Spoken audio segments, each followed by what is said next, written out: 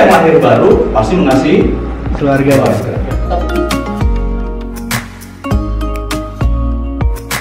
Ada satu titik terang itu. Kita berpindah dari alam maut menuju pada kekekalan. Yes, Amin.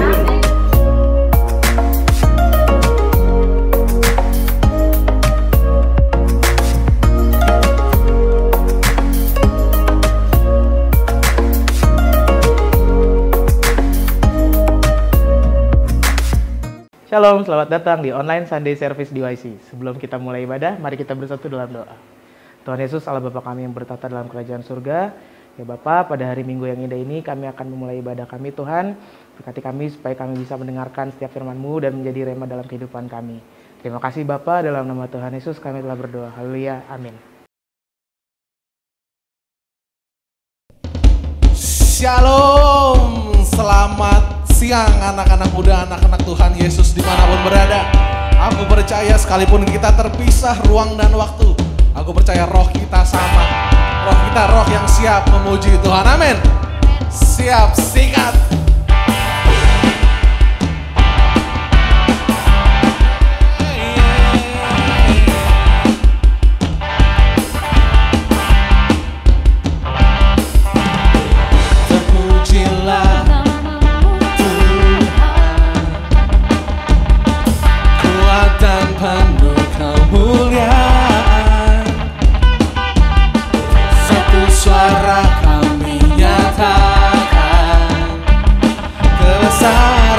Tetap selamanya. Terpujilah nama-Mu Tuhan, ajaib dan penuh keagungan. Satu hati kami nyatakan, kerajaan-Mu besar selamanya.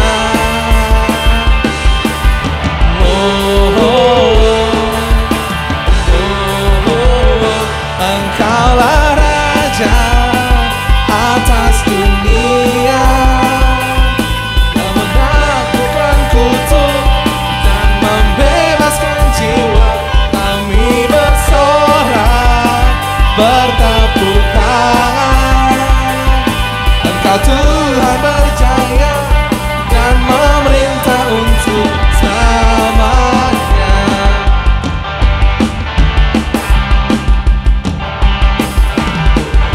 Pujilah nama-Mu Tuhan, ajaib dan penuh keagungan. Satu hati kami ratakan, kerajaan-Mu kekal selamanya.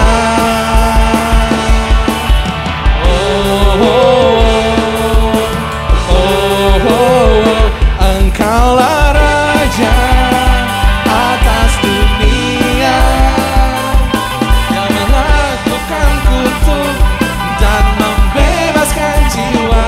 Kami berdoa, bertepuk tangan. Engkau Tuhan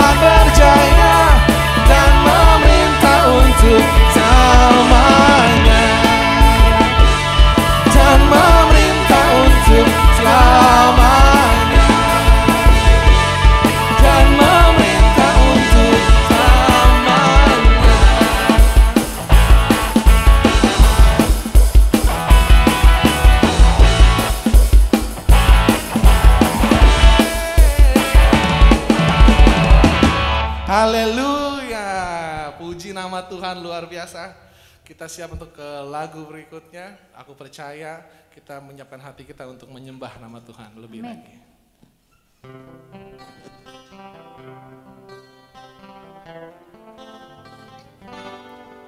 Musim akan selalu berganti, kasih Tuhan tetap abadi,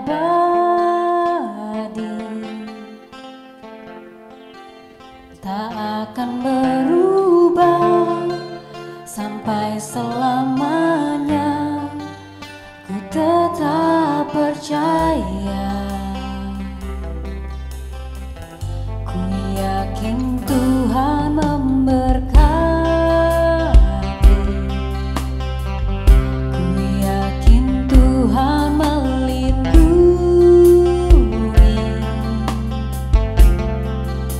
burung di udara Tuhan pelihara karena kasih-Nya. Tuhan selalu menolongku, selalu menjagaku, sehelai di rambutku tak akan terjatuh tanpa seizin-Mu. Tuhan selalu menolongku, selalu menjagaku, Dia mengenyangkanku dan peliharaku seumur hidupku.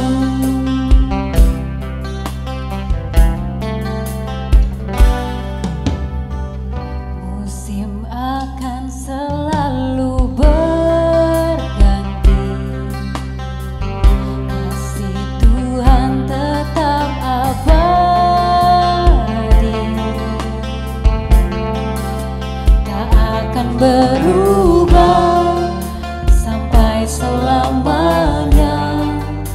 Ku tetap percaya,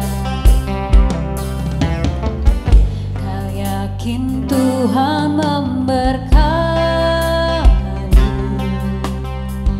ku yakin Tuhan melindungi,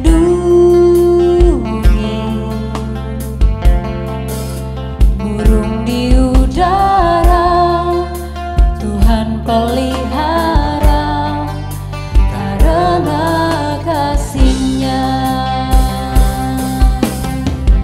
Tuhan selalu menolongku, selalu menjagaku,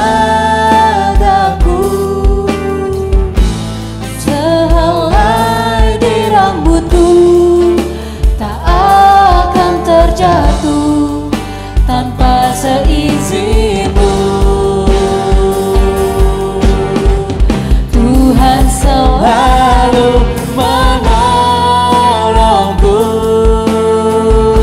selalu menjagaku, Dia mengenyangkanku, tak akan terjatuh seumur hidupku. Oh, Tuhan selalu menolongku,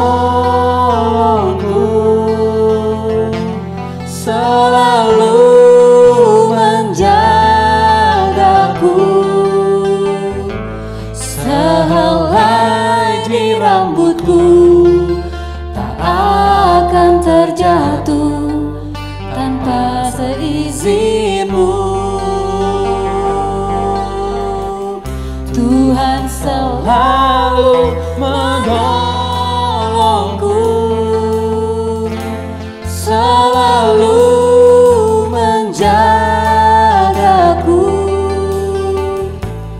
Dia mengenyangkanmu dan pelihara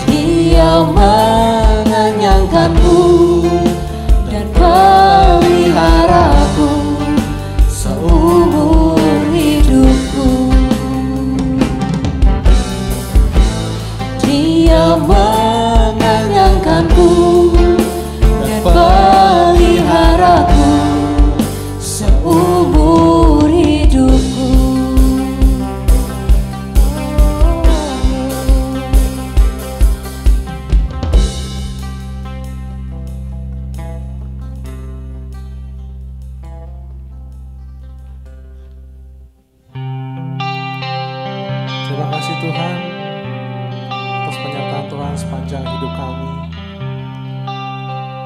Selidiki setiap hati kami Tuhan, agar kami didapati mencintai Tuhan dengan tulus. Thank you Jesus.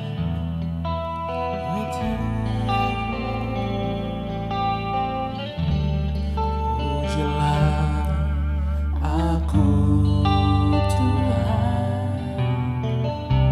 cobalah aku Tuhan, selidiki batinku dan hatiku, mataku tertuju padamu. Aku cinta padamu Tuhan, aku rindu hadirat-Mu Tuhan. Aku ingin selalu dekat padamu, menikmati kehadiran-Mu. Ku nyanyi Hosana bagi Rajaku yang duduk di tahta. Aku muliakan dan ku agungkan, Kau layak disembah. Ku nyanyi Hosana bagi Rajaku yang duduk di tahta. Aku muliakan dan ku agungkan, Kau layak disembah. Kami tinggikan, kami bersyukur Bapa, sebab karya-Mu Tuhan. Terima kasih Yesus. Kami bersyukur Tuhan, punya Tuhan seperti Tuhan Yesus. We thank you Lord, we thank you Lord.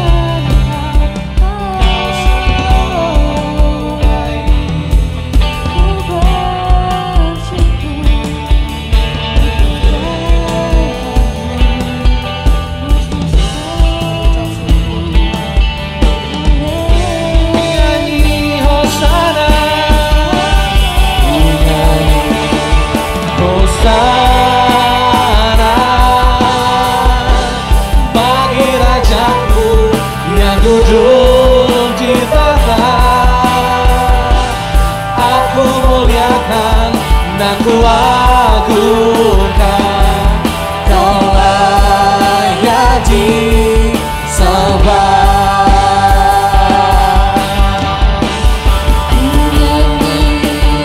Hosana bagi Rajaku yang duduk di tahta. Aku muliakan dan ku agungkan, Kau layak disembah. Nyanyi Hosana bagi Rajaku yang duduk di tahta. Aku muliakan dan ku agungkan,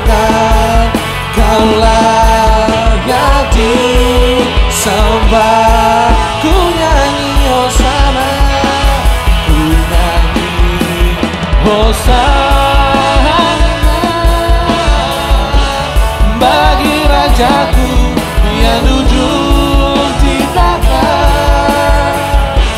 aku muliakan dan ku agungkan. Kau layak disembah. Aku muliakan dan ku agungkan. Kau layak disembah. Aku muliakan dan ku agungkan. Kau layak disembah.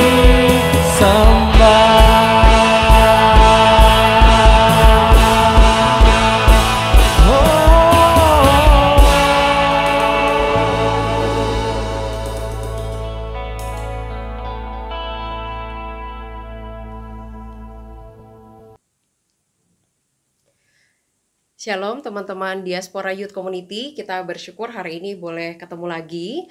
Kita boleh memikirkan satu topik yang penting dan sangat relevan dalam kehidupan kita sebagai anak-anak Tuhan. Dan saat ini sebelum kita memikirkan lebih lanjut apa yang Tuhan inginkan dalam kehidupan kita, mari kita berdoa terlebih dahulu.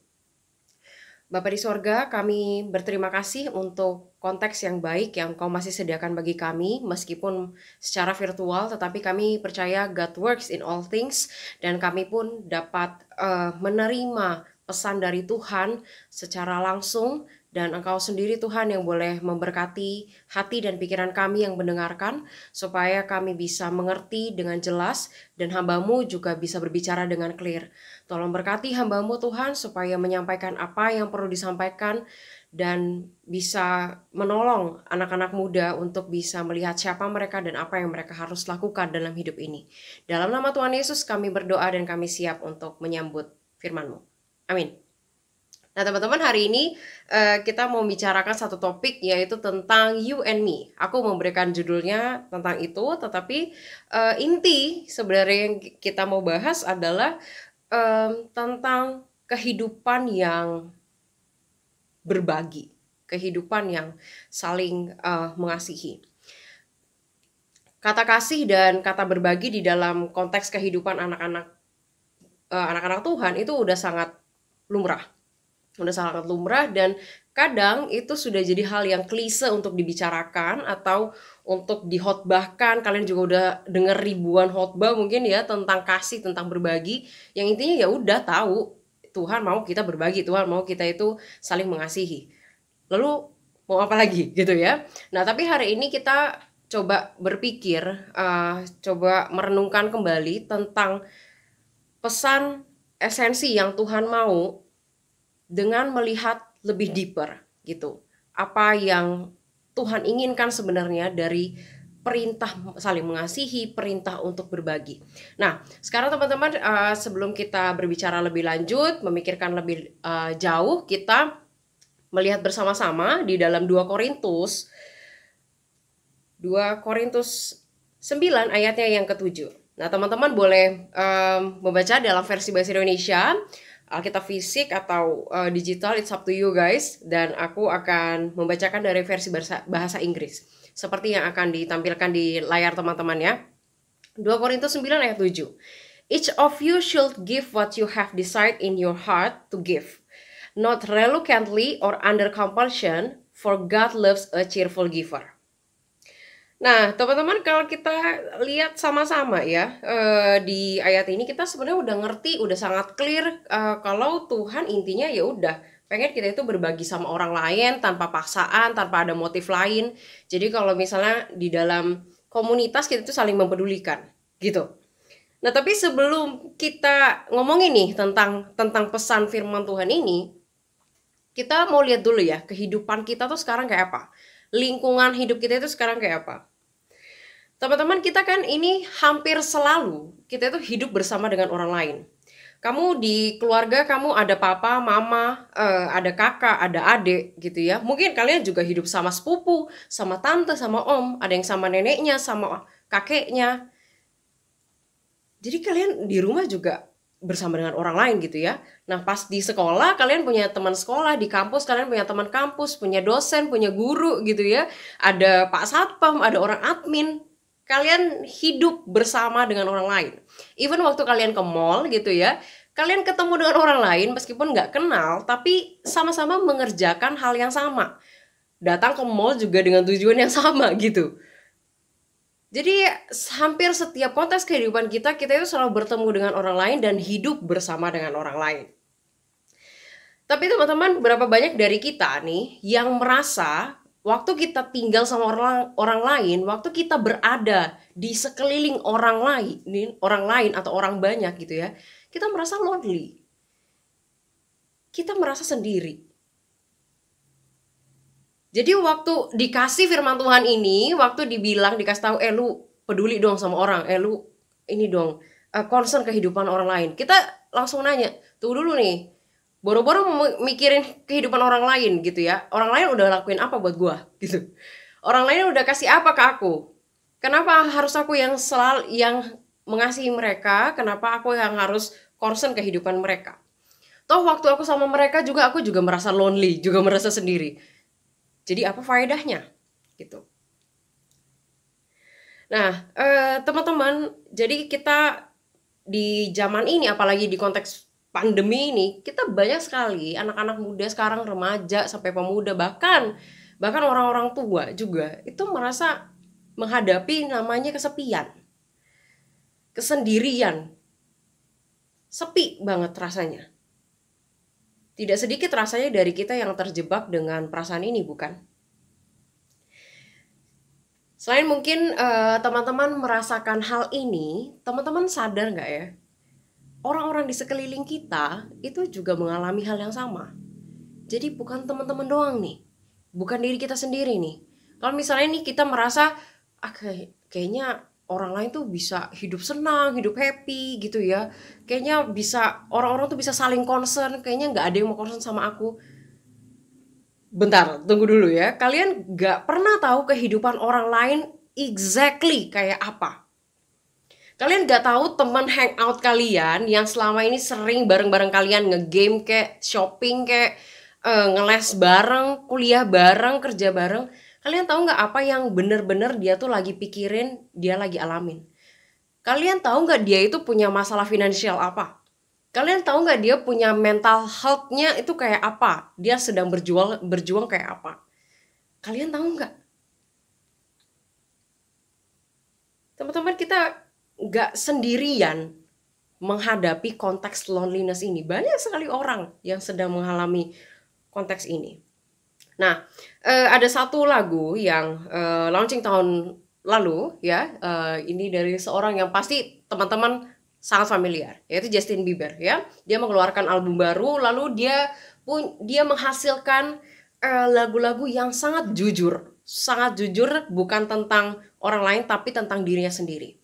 Nah, di lagu ini yaitu lagu Lonely, di sana teman-teman, kalau teman-teman udah sering denger ya, teman-teman pasti ngerti banget isinya tuh tentang apa, ya. Justin Bieber di sini tuh nulisin hal yang menggambarkan tentang dirinya sendiri, bagaimana dia yang sangat populer, tapi sebenarnya ngerasa kesepian, mengalami yang namanya tuh orang-orang tuh datang ke dia bukan untuk jadi the real friend buat dia, tapi mau cari benefit dari dia.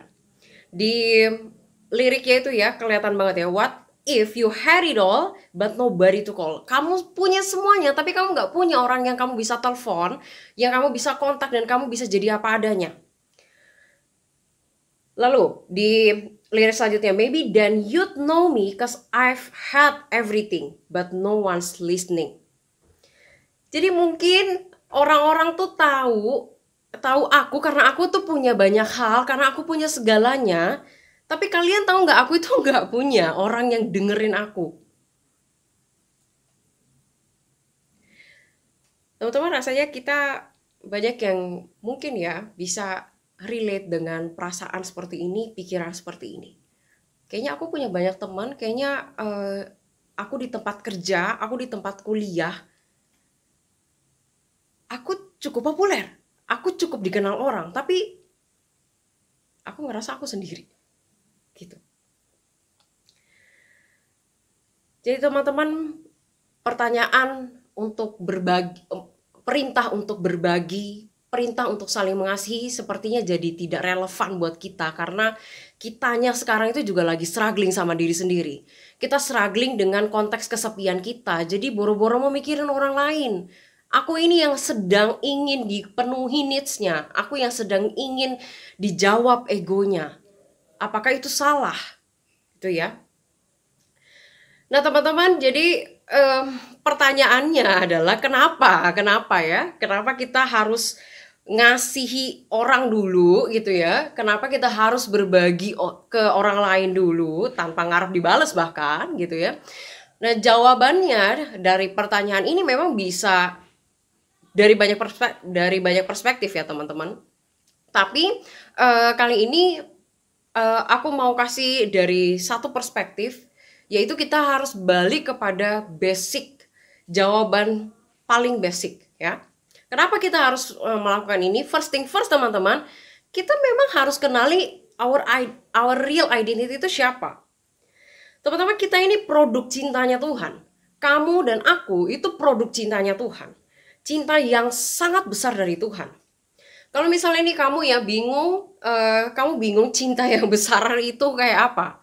Simpelnya adalah cinta yang kamu sangat harap diberikan oleh papa mamamu, oleh pacarmu, oleh temanmu, oleh siapapun, tapi mereka nggak sanggup untuk berikan.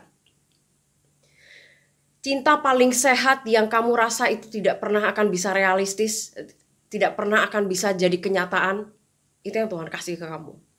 Cinta yang mampu melihat kebutuhanmu lebih daripada dirimu sendiri. Cinta yang kasih tahu tujuan hidupmu yang sebenarnya itu apa. Teman-teman, masalahmu, kondisi finansialmu, kondisi keluargamu, kondisi papa mamamu, itu nggak pernah nentuin identitasmu. Itu tidak pernah mendefinisikan siapa kamu. Kondisi tidak pernah mendefinisikan identitasmu. Identitas kita jelas, sangat clear bahwa kita ini manusia yang dicintai Allah. Kita ini produk cintanya Tuhan.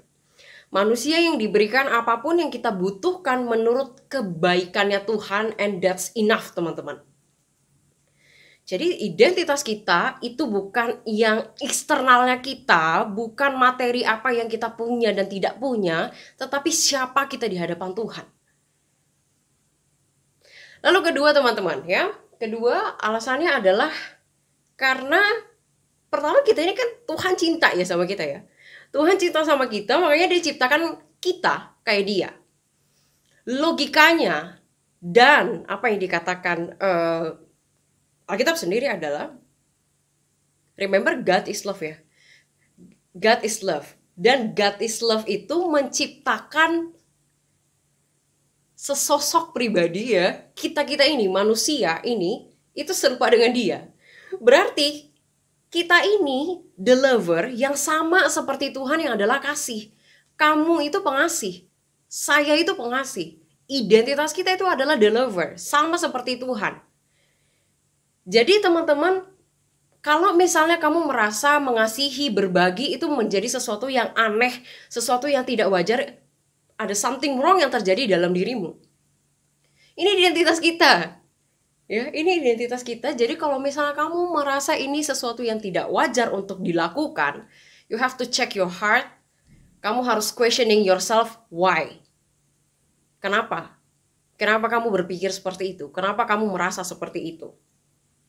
Nah, teman-teman, memang problem utamanya kenapa kita sulit menghidupi our real identity sebagai the lover itu adalah karena memang kita sudah jatuh dalam dosa dan kita ini punya banyak kelemahan, kita struggling sama kepribadian kita juga ya.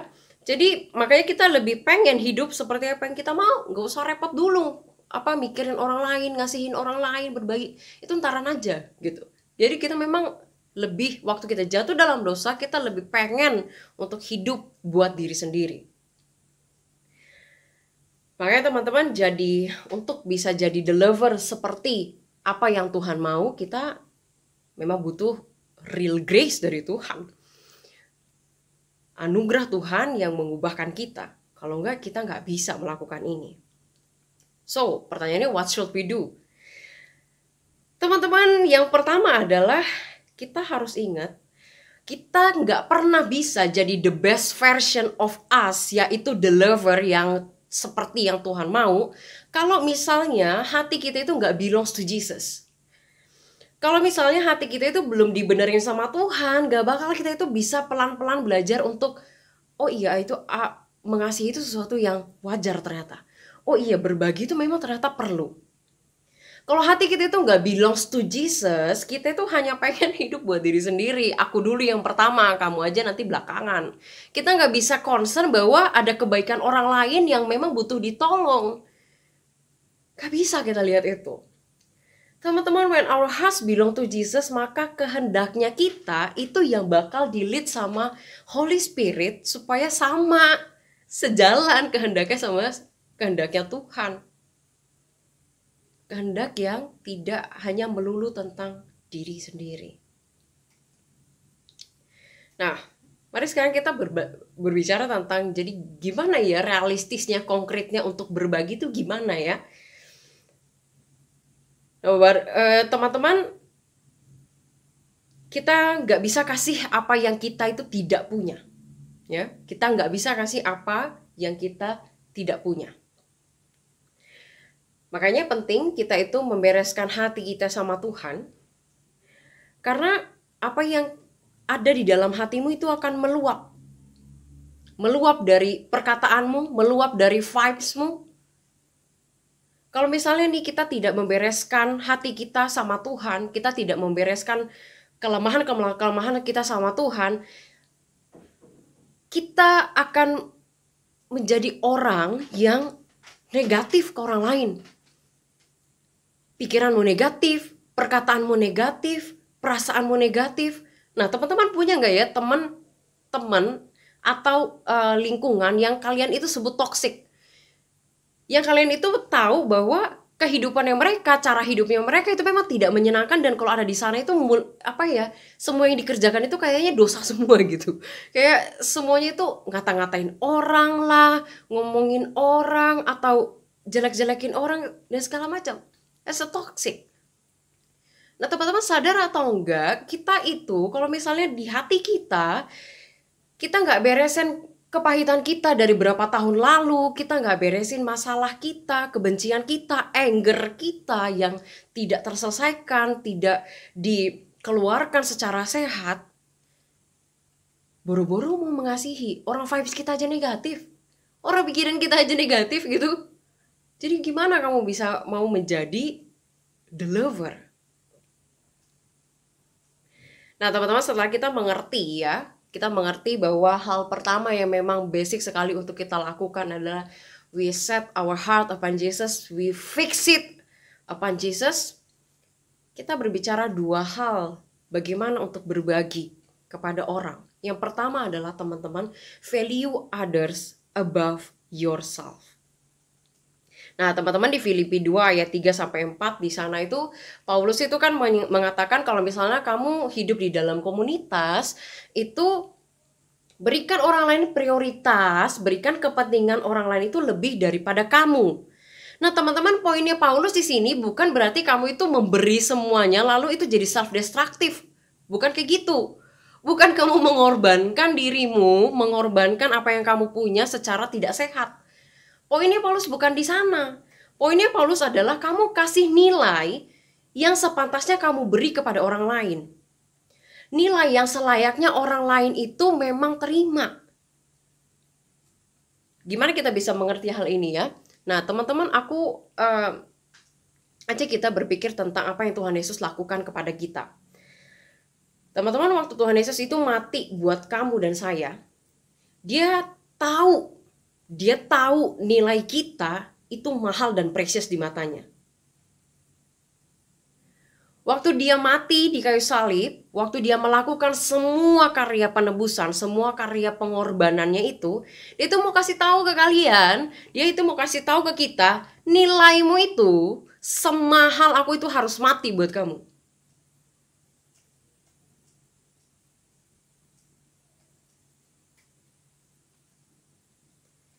Teman-teman, kalau misalnya kita menyadari hal ini ya, nilai kita itu semahal itu, kita perlu sadar bahwa bukan cuma kita yang nilainya semahal itu. Tuhan Yesus itu juga mati, juga berkorban buat orang yang paling kamu sebelin, yang paling nyakitin kamu, yang sudah melukai kamu berulang-ulang kali. Dia juga mati buat orang yang kamu benci. Tuhan Yesus itu mati buat mereka. Dan teman-teman ingat, semua manusia itu diciptakan segambar dan serupa dengan Tuhan. Jadi orang lain itu sama nilainya dengan kamu. Orang lain itu pantas. Kepantasan itu sama dengan kamu. Sama seperti kamu yang adalah gambarnya Tuhan. Mereka bukan gambar dewa lain. Mereka bukan gambar Allah lain. Tapi mereka gambar Allah yang sama dengan kita. Begitu teman-teman, waktu kita ketemu sama orang, waktu kita sangat susah untuk mengasihi, berbagi sama orang, gak usah buru-buru berbagi, gak usah buru-buru mengasihi. Tapi reflect aja dulu, pikirkan aja dulu. Minta anugerah Tuhan untuk memberi kita pengertian bahwa orang itu juga adalah gambar Tuhan. Dia juga adalah manusia yang ditebus Tuhan, yang Tuhan itu rela mati buat dia. Lalu yang kedua teman-teman, sorry, but the world doesn't revolve around you. Teman-teman, sorry, dunia ini tidak berputar di sekitarmu doang. Dunia ini bukan tentang kamu. Semesta ini tidak berputar cuma tentang kamu. Yang artinya adalah bukan cuma kamu yang punya kebutuhan di dunia ini. Come on, ada banyak orang yang punya kebutuhan. Bukan cuma kamu yang perlu dipenuhi keinginannya, kebutuhannya, achievementnya. Ada banyak orang yang juga perlu, yang juga butuh untuk dipenuhi kebutuhannya. Teman-teman, di bagian ini aku kasih satu contoh yang sangat konkret ya dari Tuhan Yesus sendiri. Di Markus 1 ayat 40-45 itu kan dikisahkan tentang seorang kusta yang disembuhin Tuhan Yesus. Teman-teman mungkin udah sering kali dengar ya tentang gimana sih kondisinya orang kusta. Orang kusta itu selalu akan dijauhi, dikucilkan dari masyarakat ya. Pasti ditolak, pasti itu ditolak, dianggap najis, nggak ada yang mau deket, boro-boro mau deket ya. Orang dari jauh aja udah jijik gitu ya. Nah tapi teman-teman, terus di dalam kisah ini diceritakan bahwa Tuhan Yesus mengulurkan tangannya dan menyentuh si orang kusta ini. Nih ya teman-teman, sebenarnya Tuhan Yesus itu kan bisa ya dari jauh aja gitu ya bilang sembuhlah, lalu dia akan sembuh. Ya udah gitu ya, bisa.